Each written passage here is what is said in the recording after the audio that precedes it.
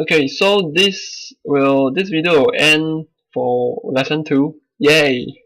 It's a very tedious lesson 2, okay? So previously lesson 1 we talked about spring equation, lesson 2 we talked about also spring equation, but it's homogeneous or non-homogeneous. So I'm not going to go through the first part for the tutorial question 4. I'm just going to go through what the steps in dealing with it for non-homogeneous, which is the column friction. Typically, when we start to do the thing, you have to visualize firstly the movement of the thing. Okay, the motion of the damping system. I mean, yeah, the motion of the mass lah.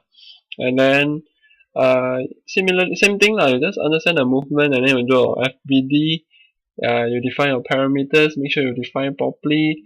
And make sure one key thing is that your spring constant, okay, spring constant has a spring force. Spring force will affect the negativity of the thing. Even if you're moving in this direction, your x is in this direction, but your spring force is against the move, because it's a reaction force, so the direction is different. So you have to take note of the spring force is very important. It's a very key concept. Friction force, you have to take note also, but it's quite easy to understand. And then once you have this, you have to set up your summation F equals to ma, right? You have to set up your equation, summation of moment or summation of force or whatever. So either you use this or you use this two type of question. So yeah, and then uh, you you define which sector you want to so-called analyze.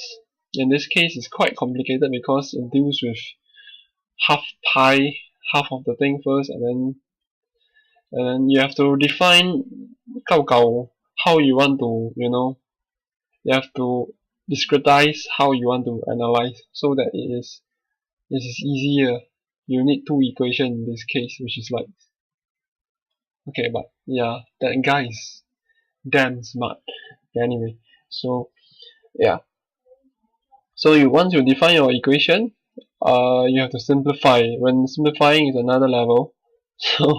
So firstly, the typical one is normally you have to use the second order differential equation, and then you do it out. You find your general equation, your common function, and your particular integral. Then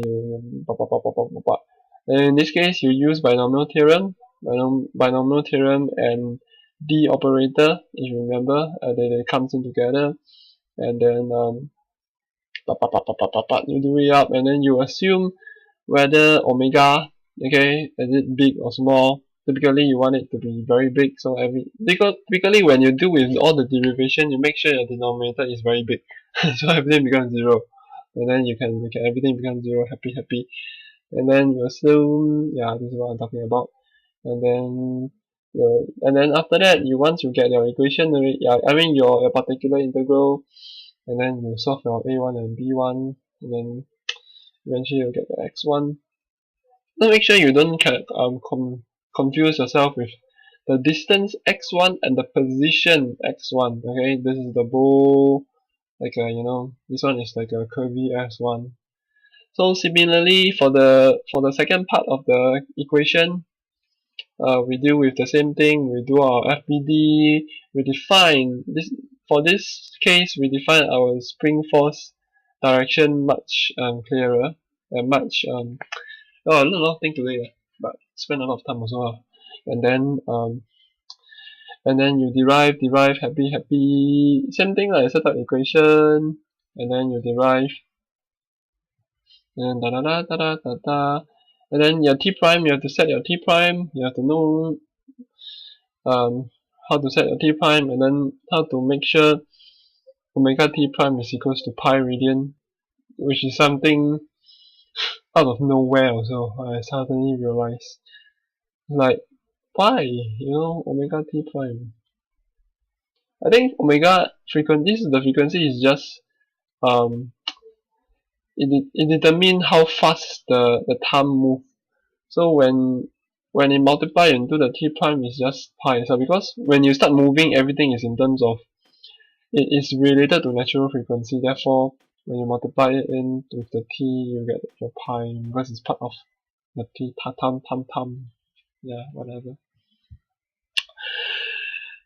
Yeah, and then you sub in whatever, and then you're happy, and then you derive this thing x2, and then you're sexy, you get your final visualization body, and then you get this amplitude.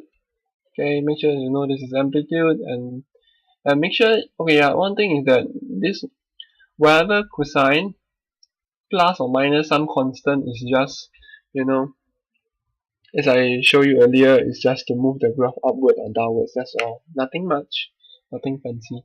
So you're just, when you're analyzing this jude is just the amplitude, so you just sub it in over here and here.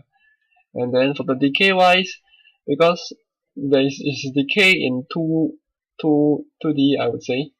So it decay here and here, so therefore you have, for one cycle you have to take note of the decay in two directions. And if you say half cycle, this is for you food for thought lah. So you think whether is it half cycle or is it, you know, half motion. For half cycle wise, also can okay. Half cycle wise you're talking about this portion and this portion. And then another half cycle we'll talk about this. It's just the phrase of word. Just that I visualize it in this manner because it's wow, yeah, very tough. But thank God I found it. So yeah, this ends the lesson 2, and I have a lot of stuff to do. Goodbye.